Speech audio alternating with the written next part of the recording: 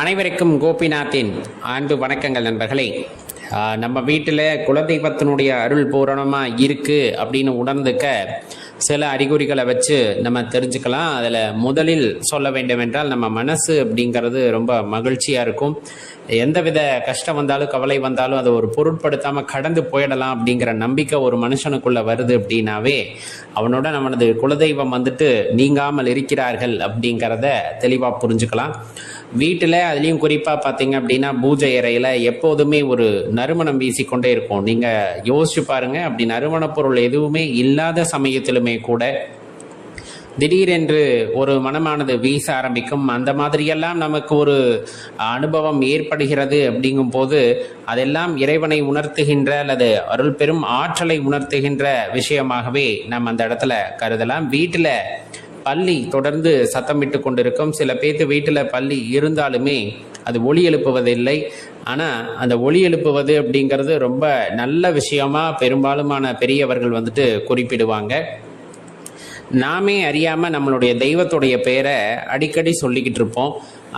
அதாவது பேசணும் அப்படின்னே பேசியிருக்க மாட்டோம். ஏதாவது காரிய நிமித்தமாக பேசி கொண்டு இருக்கும் போது திடீர்னு அந்த இறைவன் அல்லது இறைவியோட திருநாமம் ஞாபகத்துக்கு வரும். அதனால் அந்த பெயர்களை அடிக்கடி உச்சரித்து கொண்டு இருப்போம். இதெல்லாமே அவர்கள் இருப்பதை ஆணித்தனமாக உணர்த்தக்கூடிய வகையில் இருக்கும். நம்ம நினைக்காமலே அடிக்கடி ஆலயத்திற்கு செல்லக்கூடிய அனுபவம் அப்படிங்கிறது ஏற்படும். சில பேர் வீட்டுக்கு பக்கத்தில் தான் குலதெய்வ ஆலயம் இருக்கும், ஆனால் எப்போ போனேன்னு கேட்டால் யோசிப்பாங்க.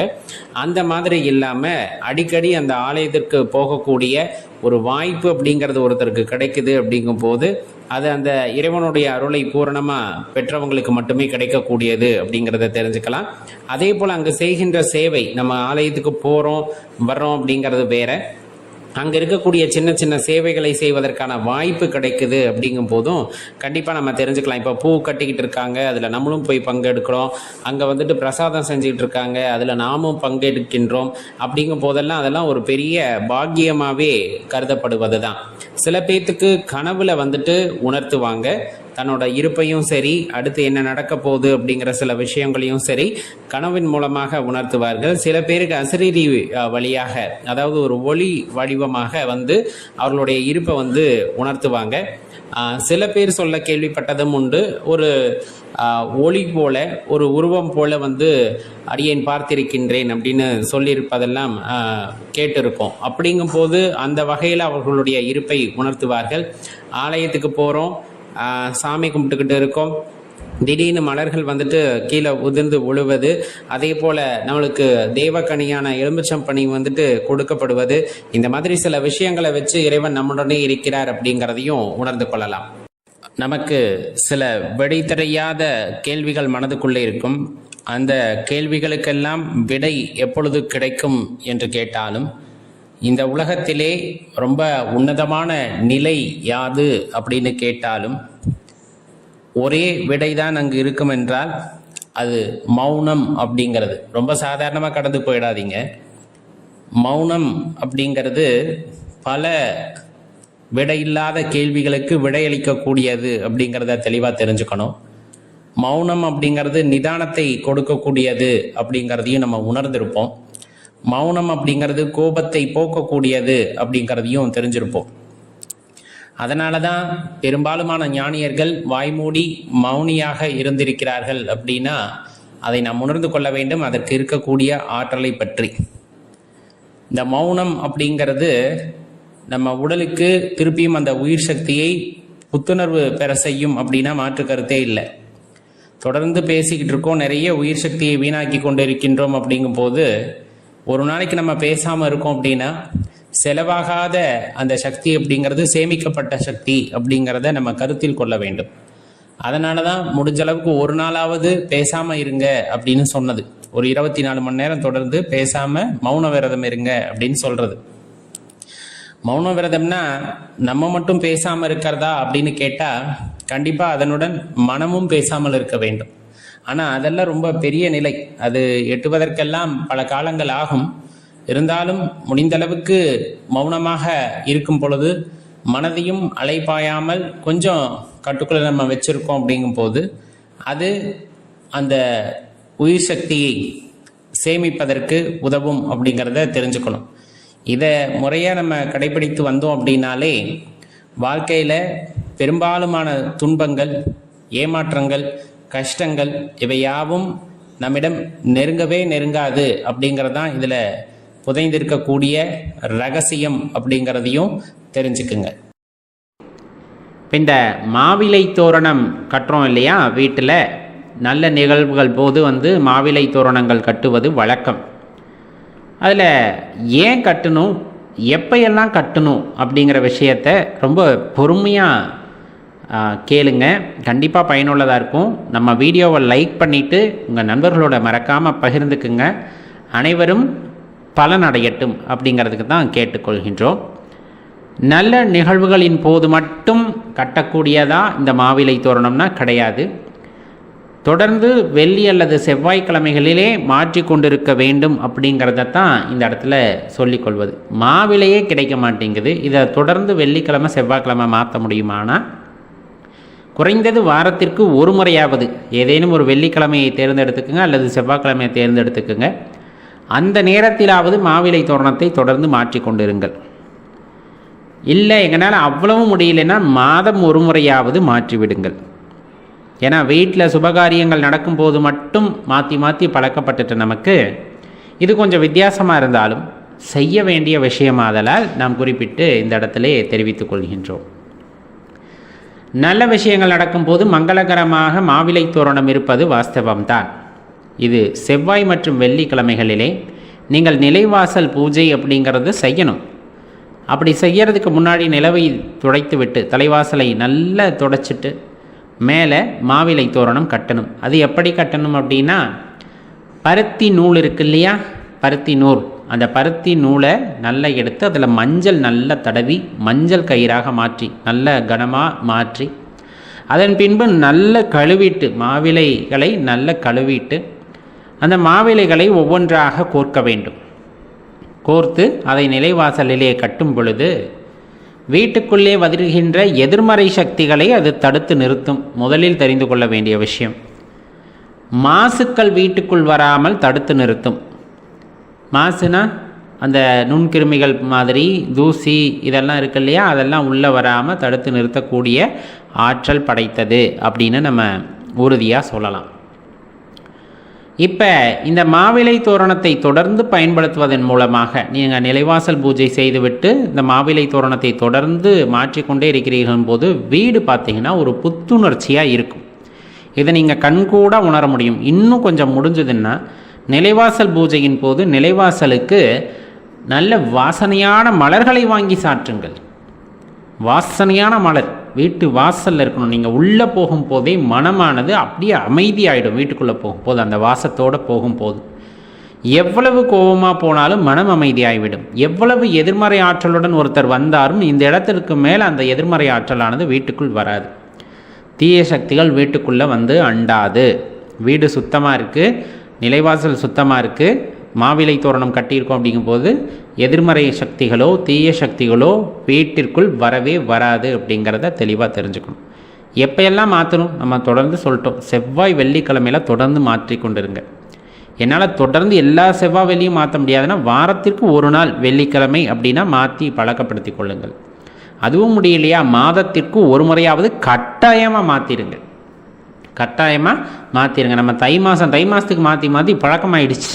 ஏன்னா வீட்டில் கல்யாணம் வேறு ஏதாச்சும் சுபகாரியங்கள்னால் மாற்றி பழக்கமாயிடுச்சு. அப்படி இருக்கக்கூடாது. மாதம் ஒரு முறையாவது நீங்கள் அந்த மாவிலை தோரணத்தை வீட்டிலே மாற்றி அதுக்கு பூஜை பண்ணுங்கள். நல்ல சாம்பிராணி இதெல்லாம் கொடுத்து அந்த நிலைவாசலுக்கு பூஜை பண்ணிங்கன்னா அவ்வளவு அற்புதமாக இருக்கும். வீடு அந்த எனர்ஜி அப்படின்னு சொல்லுவோம் இல்லையா, பாசிட்டிவ் எனர்ஜின்னு அதை வழியாக நீங்கள் பார்க்கும்போது பச்சையாக அந்த இலையை பார்த்துட்டு அப்படியே உள்ளே போகும்போது மனமானது அமைதியானதாக இருக்கும். உள்ளே ஆற்றல்கள் நிறைந்து இருக்கும். வீட்டுக்குள்ளே நேர்மறை ஆற்றல்களை ஈர்க்கும், எதிர்மறை ஆற்றல்களை அப்படியே புறம் தள்ளக்கூடிய ஆற்றல் படைத்தது. அப்படிங்கிறனால தான் சொல்கிறது நிலைவாசல் பூஜை பண்ணுங்கள், மாவிலை தோரணம் கட்டுங்க. அதுவும் தொடர்ந்து காய எடுத்து தூக்கி போட்டு கட்டிக்கிட்டே இருங்க. காய விடாதீங்க. காஞ்சி போச்சுன்னா அது எதிர்மறை ஆற்றலை ஈர்க்கும். இப்போ துளசிக்கும் வில்வத்துக்கு மட்டும் அந்த காஞ்சி போனால் அந்த தன்மை கிடையாது, அதை பயன்படுத்தலாமாங்க. மற்றபடி எந்த இலையாக இருந்தாலும் சரி காஞ்சி போச்சுன்னா தூக்கி போட்டு புதுசு தான் மாற்றணும். அதனால தான் சொல்கிறது, காய காய என்ன பண்ணணும் அப்படின்னா அதை மாற்றிட்டு புதுசு மாற்றிக்கிட்டே இருந்தீங்கன்னா வீடு அற்புதமானதாக இருக்கும், மகாலட்சுமி கடாட்சம் உடையதாக இருக்கும். உண்மையிலேயே உங்களால் அந்த ஒரு உணர்வை உங்களால் உணர முடியும் நண்பர்களே. குலதெய்வ வழிபாட்டுடைய சிறப்புகள், என்ன தவறுகளை செஞ்சிடக்கூடாது அப்படிங்கிறத தான் இந்த பதிவில் ரொம்ப சுருக்கமாக பார்க்குறோம். பொதுவாக குலதெய்வ வழிபாட்டை எக்காரணத்தை கொண்டும் நிறுத்தாதீர்கள் அப்படின்னு தான் எல்லோருமே சொல்லுவாங்க. நம்ம முடிஞ்சால் அந்த ஆலயத்திற்கு நேராக போய் வழிபடலாம். இல்லை நம்மளால் ரொம்ப தூரம் அடிக்கடி போக முடியாது அப்படின்னா வீட்டிலேயே குலதெய்வத்தோட திருநாமத்தை சொல்லி வழிபாடு செய்யறதுங்கிறது ரொம்ப அவசியம்.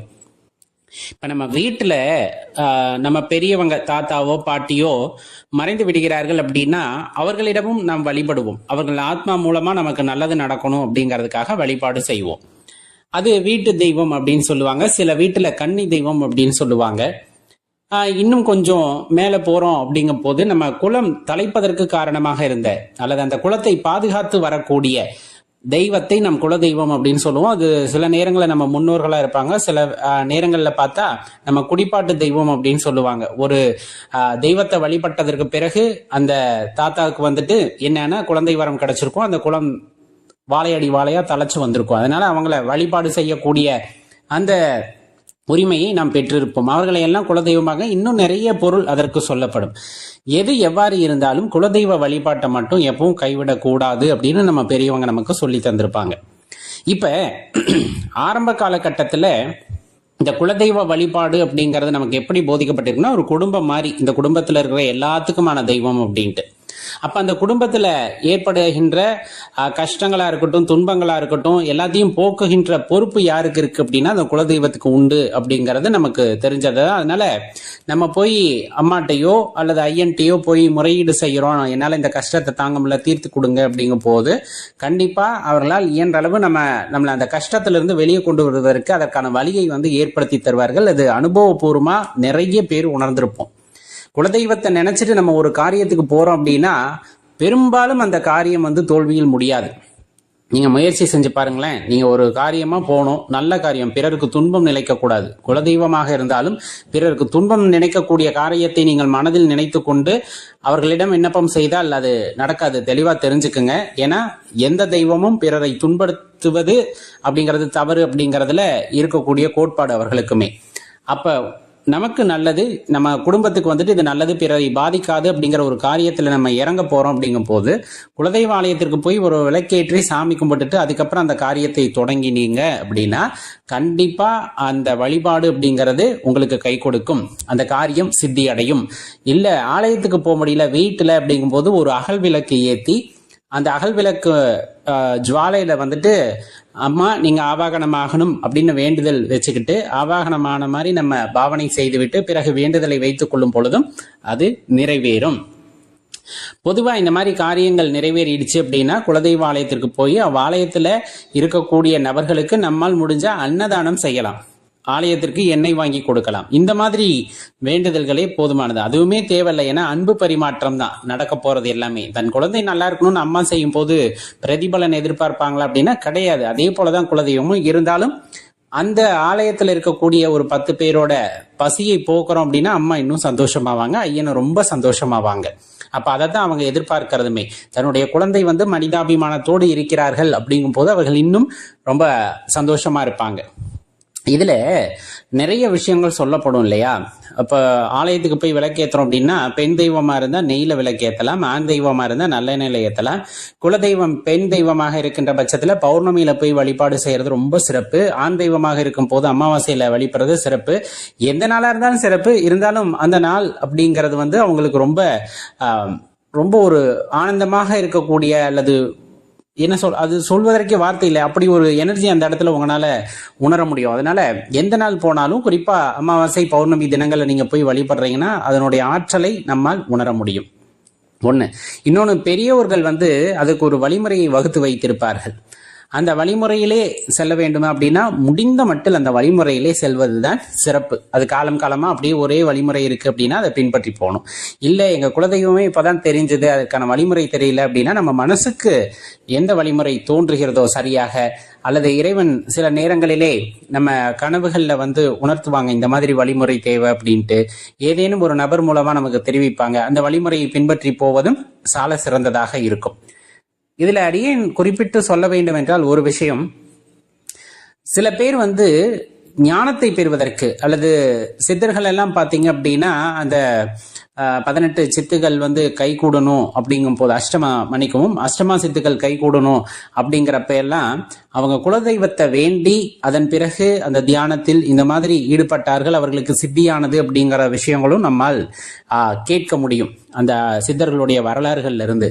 அப்ப நம்ம சித்துகளை பெறுவதாக இருக்கட்டும் அல்லது இறைவனுடைய முழு அனுகிரகத்தை நாம் பெறுவதாகட்டும், குலதெய்வத்தின் ஆற்றல் இருந்தால் அதுவும் சாத்தியமே அப்படிங்கிறத இந்த இடத்துல நீங்க தெளிவா தெரிஞ்சுக்கணும்.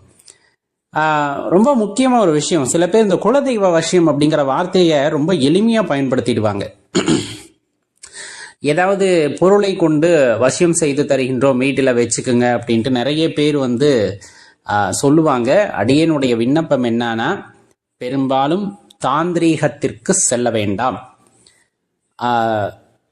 குலதெய்வத்தை நீங்க வசியம் செய்யணும்னு நினைக்கிறது அல்லது ஒருத்தருக்கு குலதெய்வம் பேசாம இருக்கணும்னு கட்டுக்கட்டணும், இதெல்லாம் ரொம்ப பெரிய தப்பு. இந்த கர்மாவை நம்மால் தீர்க்கவே முடியாது, அது குலதெய்வ சாபத்தை உண்டாக்கிவிடும். சாதாரணமா நம்ம குலதெய்வத்தோட ஆலயத்துக்கு போகல, கண்டுக்கல அப்படின்னா கூட அதுல பெரிய ஒரு பாதிப்பு நமக்கு வருமா அப்படின்னா சில அறிகுறிகள் இருக்கும். அப்புறம் நம்ம போயிட்டோம்னா அதுல இருந்து விடுபட்டலாம். ஆனா என்னைக்கு வந்து குலதெய்வத்தோட அந்த ஒரு கட்டுப்பாட்டை நீங்க வச்சுக்கணும்னு நினைக்கிறீங்களோ அது குலதெய்வ சாபத்தை உண்டாக்கிடும். அது சில பேர்த்துக்கு அந்த ஜாதக கட்டத்தை பார்த்தா சொல்லுவாங்க குலதெய்வ சாபம் இருக்கு அப்படின்னு.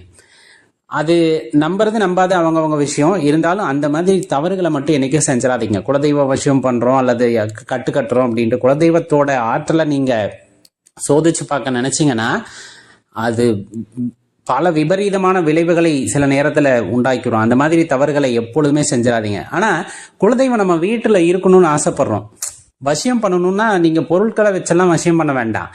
உங்க அன்பு அம்மா மேல அப்பா மேல ஒரு அன்பு இருக்கு இல்லையா, அது வந்து அளவில்லாத அன்பா இருக்கு. அப்படிங்கும் போது எல்லாமே என் தெய்வம் தான் அப்படின்ட்டு ஒரு அன்பு பாசம் அந்த குலதெய்வத்து மேல இருக்கு. அந்த குலதெய்வத்து வாசல்ல இருக்கவங்களுக்கு போறப்ப வர்றப்ப எல்லாம் நீங்க அன்னதானம் செய்யறீங்க, அவங்களுக்கு தேவையானதை செய்யறீங்க.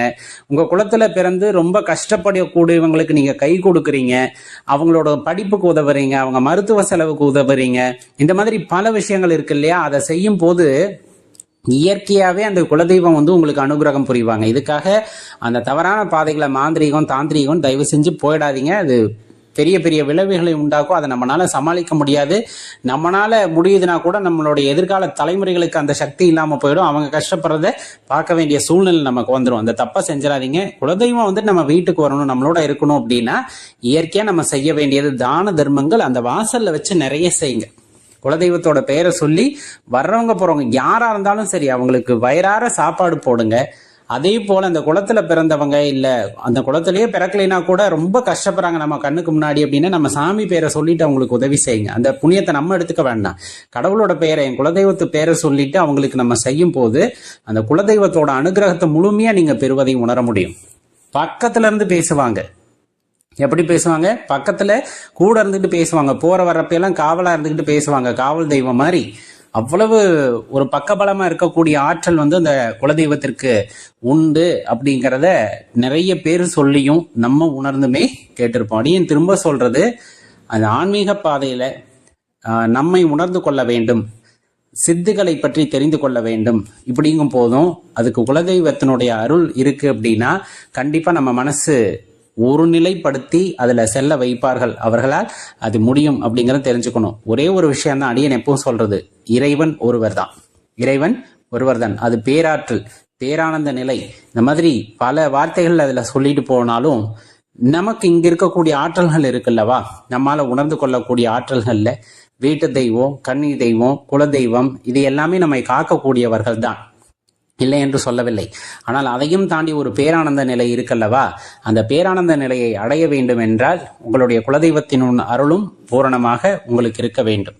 அதனாலதான் தான தர்மங்கள் நிறைய செய்யுங்க, பிற உயிர்கள் மீது அன்பு செய்யுங்க, உங்களால முடிஞ்ச அளவுக்கு எல்லாத்துக்கும் உதவி செய்யுங்க. அந்த ஒரு தன்மை உங்களுக்கு குலதெய்வத்தினுடைய ஆற்றலை பெற்றுத் தருவதோடு அந்த பேரானந்த நிலையை நோக்கி உங்களை உந்தி தள்ளும். அது உச்சபட்சமாக இறைநிலையை உணர செய்யும் அப்படின்னா மாற்று கருத்து இல்லை. ஆலயத்துக்கு போறீங்களா, விளக்கேற்றணும்னு நினைச்சீங்களா, வாங்கி ஏத்துங்க. இல்ல என்னால ஏத்த முடியல, ஒரு விளக்கு கூட போதும், ஏற்கனவே அங்க எரியிற கோவில் விளக்கல்ல எண்ணெயோ நெய்யோ ஊத்திட்டு வரலாம். நம்மளால முடியுது அப்படின்னா நெய் வாங்கி ஆலயத்துல வச்சுட்டு வாங்க, நல்லெண்ணெய் வாங்கி வச்சுட்டு வாங்க. எப்பவுமே அங்க தீபம் எரிஞ்சுக்கிட்டு இருக்கணும். அதை மட்டும் உறுதி செஞ்சுக்கிட்டீங்க அப்படின்னா ஆலயம் ரொம்ப சிறப்பா இருக்கும். தெய்வ ஆலயத்திலிருந்து இந்த ஒரு பொருளை எடுத்துட்டு வந்து வீட்டில் வைங்க. கண்டிப்பா வீடு மங்களகரமா சுபிக்ஷமா இருக்கும் அப்படிங்கிறத தான் இந்த பதிவில் பார்க்கறோம். பெரும்பாலும் குலதெய்வ கோயிலில் தான் நம்ம கொண்டு போய் வைக்கணும். எண்ணெய் வாங்கி வைக்கணும், திருநீர் வாங்கி வைக்கணும், குங்குமம் வாங்கி வைக்கணும். இருந்தாலும் இப்போ ஆலயத்திற்கு போகும்போது நம்ம மனசில் ஒரு ரம்யமான அமைதியான சூழ்நிலை உண்டாகும். காரணம், அந்த குலதெய்வம் நம்மோடு பிணைக்கப்பட்டவர்கள் அல்லவா, நம் மனதை ஆசுவாசப்படுத்துவார்கள். எவ்வளவு குழப்பத்தில் போனாலும் ஒரு தெளிவான மனநிலையை உண்டாக்கக்கூடிய ஒரு இடம் அப்படின்னா அந்த குலதெய்வ ஆலயம். அதனால தான் முடிஞ்ச அளவுக்கு ஒரு மாதத்திற்கு ஒரு முறையோ 2 மாதத்திற்கு ஒரு முறையோ குறைந்தது ஒரு வருடத்திற்கு ஒரு முறையோ சென்று வாருங்கள் அப்படின்னு சொல்கிறது. சில பேர் பயண தூரம் ரொம்ப அதிகம் அப்படிங்கிறனால வருடத்திற்கு ஒரு முறை போவாங்க. குறைந்தபட்சம் அப்படியாவது போயிட்டு வந்துடணும். சரி, அந்த ஆலயத்திலேருந்து என்ன எடுத்துகிட்டு வரணும் அப்படின்னு சொன்னோம்னா, குலதெய்வ ஆலயத்திற்கு போகிறீங்க அப்படின்னா ஒரு எலுமிச்சங்கனி வாங்கிட்டு போங்க. வாங்கிட்டு போது பூஜையில் கண்டிப்பாக வச்சுருங்க. 1 அப்படிங்கிறத நீங்கள் நிறைய கூட வாங்கி வைக்கலாம், தவறில்லை. அதில் ஒரு கனியை இறைவனோட பாதத்தில் வச்சு, சாமியோட பாதத்தில் வச்சு நீங்கள் பூஜை முடிஞ்சதுமே கையில் வாங்கிக்கிட்டு அதை பத்திரமா கொண்டாந்து உங்கள் வீட்டு பூஜை அறையில் வைக்கணும். அல்லது இப்போ நம்மளுக்கு ஒரு பயம் இருக்குது, தங்கியிருக்க இடத்துல பயம் இருக்குது, எதிர்மறை ஆற்றல்கள் இருப்பதாக உணர்கிறீர்கள் அப்படின்னா அந்த எலுமிச்சம்பழத்தை ஒரு மஞ்சள் துணியில் கட்டி வீட்டு வாசலில் கட்டி விட்டுறலாம். நிலைவாசலில் கட்டி விட்டுற பழக்கம் இருக்கும். இல்லைன்னா நேராக அப்படியே கட்டி விட்டுருவாங்க, கோத்து கட்டி விடலாம். அது வீட்டுக்கு ஒரு அரணாக இருக்கும் அப்படிங்கிறது நம்பிக்கை. அதே போல தான் அங்கே இருக்கக்கூடிய திருநீர் எடுத்துகிட்டு வர்றது. அம்மாக்கிட்டையோ ஐயாக்கிட்டையோ முறையிட்டு, இந்த திருநீர் அப்படிங்கிறது மருந்து, நான் வீட்டுக்கு எடுத்துகிட்டு போகிறேன், வீட்டில் என் கூடையே நீ எப்போவுமே இருக்கணும், இது இருக்கிற வரலும் நீ என் கூடையே இருந்து எனக்கு அரணாக இருக்கணும் அப்படின்ட்டு சாமியை வேண்டிட்டு கொஞ்சம் திருநீர் எடுத்துக்குங்க. இதை வேஸ்ட் பண்ணவே கூடாது. இப்போ எடுத்துகிட்டு வர்றதை பத்திரமா ஒரு பேப்பரில் மடித்து வீட்டில் கொண்டாந்து சின்னதாக ஒரு பொட்டனை மாதிரி கட்டி வச்சுக்கலாம். எங்கேயாச்சும் முக்கியமாக ஒரு தவிர்க்க முடியாத காரணத்திற்கு போகிறீங்க, வியாபார நிமித்தமாக போகிறீங்க, இந்த காரியம் வெற்றி பெற்றாகணும் அப்படின்னு நினைக்கக்கூடிய ஒரு காரியத்தில் இறங்கியிருக்கீங்கன்னா நெத்தியில் அந்த திருநீரை எடுத்து பூசிட்டு போங்க. கண்டிப்பாக அந்த காரியம் நல்லபடியாக முடியும். இல்லை நைட்டில் சரியாக தூக்கம் வரல, ஒரு உடலெல்லாம் உலட்டலாக இருக்குது, குழந்தைங்க திடீர்னு அழுகுது அப்படின்னா அந்த திருநீரை எடுத்து நெற்றியில் பூசி விட்டாலும் அவர்கள் குணமாவார்கள் அப்படிங்கிறத தெரிஞ்சுக்கணும்.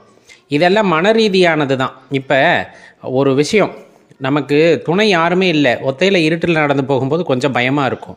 அதே பக்கத்தில் ஒரு நபர் இருக்கும்போது கையை இறுக பிடிச்சிட்டு வர்றீங்க அப்படிங்கும்போது கொஞ்சம் பயம் குறையும், அப்போ தைரியம் உண்டாகும். அதுபோல தான் நம்ம குலதெய்வ ஆலயத்திலிருந்து ஒரு ஆற்றல் நம்முடன் இருக்கிறது அப்படிங்கும்போது மனதில் ஒரு இனம் புரியாத தைரியமானது உண்டாகும். அதனால தான் இப்பொருட்களை எல்லாம் வீட்டில் எடுத்து வைத்து கொள்ளுங்கள் அப்படின்னு சொல்கிறது. இன்னும் சொல்லப்போனால் அங்கே இருக்க மண் எடுத்துகிட்டு வருவாங்க, குலதெய்வத்தோட மண். அதாவது பிடிமண் எடுத்து சாமி கும்பிட்றதுங்கிறது வேறு. அந்த முறை முறைப்படி செய்யணும், முறைப்படி அதை கடைபிடிக்கணும். இப்போ நம்ம சொல்கிறது கொஞ்சமாக அந்த காலடிப்பட்ட மண் இல்லையா, அங்கேருந்து கோவிலேருந்து எடுத்துகிட்டு ஒரு துணியில் கட்டி நம்ம நிலவாசலில் கட்டி விட்டிங்கன்னா அது பாதுகாப்பானா இருக்கும் அப்படிங்கிறத தெரிஞ்சுக்கணும்.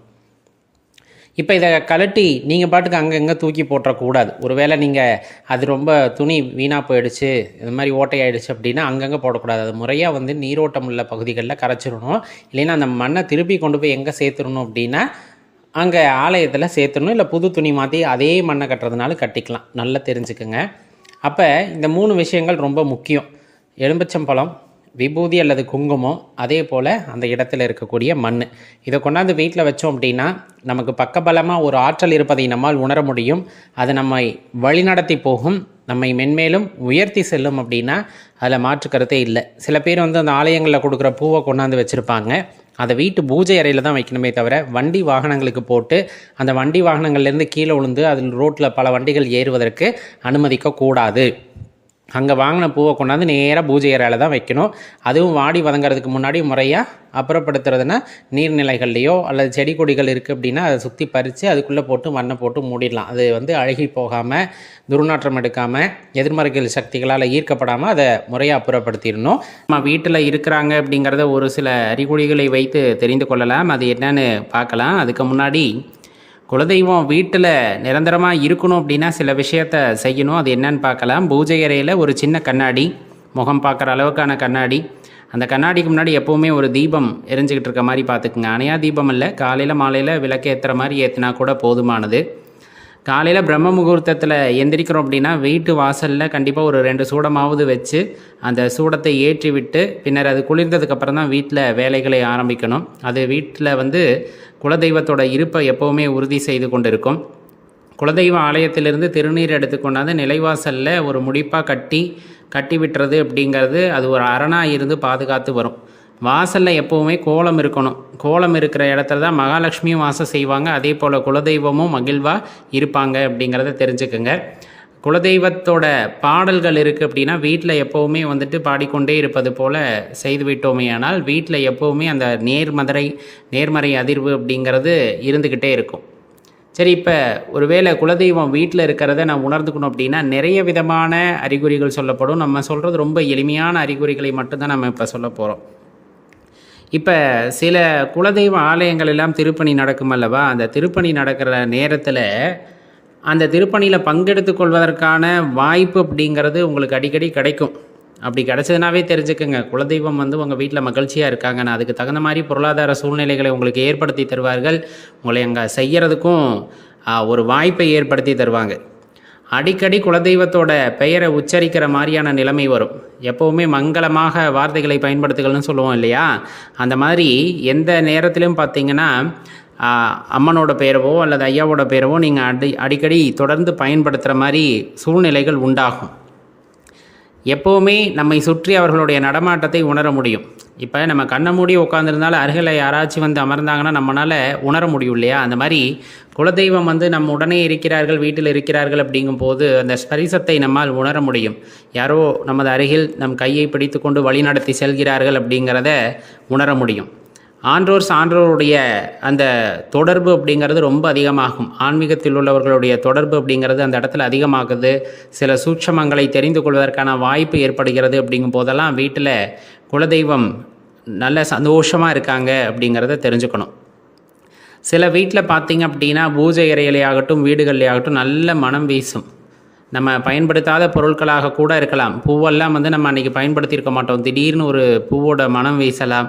திடீர்னு திருநீர் வாசம் வரும், குங்கும வாசம், இந்த மாதிரியெல்லாம் வரும்போது சில நேரத்தில் சாம்பிராணி வாசம் கூட வரும் காவல் தெய்வங்களாக இருக்கிற பட்சத்தில். அப்படியெல்லாம் இருந்ததுன்னா வீட்டில் தெய்வ நடமாட்டத்தை நம்மால் உணர முடியும் அப்படிங்கிறத தெரிஞ்சுக்கணும். இப்போ வீட்டில் பொங்கல் வைப்பாங்க இல்லையா? அந்த பொங்கல் பொங்கி வர்றதை வச்சே வீட்டில் இருக்கக்கூடிய முன்னோர்களும் சரி குலதெய்வத்தோட ஆசீர்வாதமும் இருக்கிறதா அப்படிங்கிறத தெரிஞ்சுக்கலாம்பாங்க. தங்கு தடை இல்லாமல் சடன் வந்து பொங்கி வந்துருச்சு அப்படின்னா வீட்டில் வந்து குலதெய்வம் ரொம்ப மகிழ்ச்சியாக இருக்காங்க அப்படிங்கிறது பொருள் கொள்ளப்படும். கிராமத்து பக்கங்கள்லாம் அது ஒரு வழக்கமாகவே உண்டு. எப்படி பொங்கல் விழுது அப்படின்னு பார்க்குறதே ரொம்ப கருத்தாக பார்ப்பாங்க. காரணம், குலதெய்வம் மகிழ்ச்சியாக இருக்கிறார்களா, முன்னோர்கள் மகிழ்ச்சியாக இருக்கிறார்களா என்பது பார்ப்பதற்காகவே. அதே போல் காகத்துக்கு வந்து நீங்கள் சாப்பாடு வைக்கிறீங்க அப்படின்னா கொஞ்சம் கூட தங்கு தடை இல்லாமல் உடனே வந்து எடுத்துரும். அப்படி எடுத்துச்சுனாலே முன்னோர்களும் மகிழ்ச்சியாக இருக்கிறார்கள் அப்படிங்கிறத நம்ம தெரிஞ்சுக்கலாம். வீட்டில் இந்த பள்ளியோட நடமாட்டம் அவசியம் இருக்கணும். அது சில பேர் பிடிச்செல்லாம் தூக்கி போடுறாங்க, அப்படியெல்லாம் இல்லை. அது கண்டிப்பாக வீட்டில் இருக்கணும். அது சப்தம் எழுப்புது அப்படிங்கும்போது கண்டிப்பாக உங்கள் வீட்டில் அந்த குலதெய்வத்தோட ஆசீர்வாதம் பூரணமாக இருக்கிறது அப்படிங்கிறத தெரிந்து கொள்ளுங்கள். இதெல்லாம் ரொம்ப எளிமையான சில அறிகுறிகள் தான். இதையும் தாண்டி சில சூட்சமமான அறிகுறிகளும் இருக்கிறது. அதை வருகின்ற பதிவுகளிலே பார்க்கலாம்.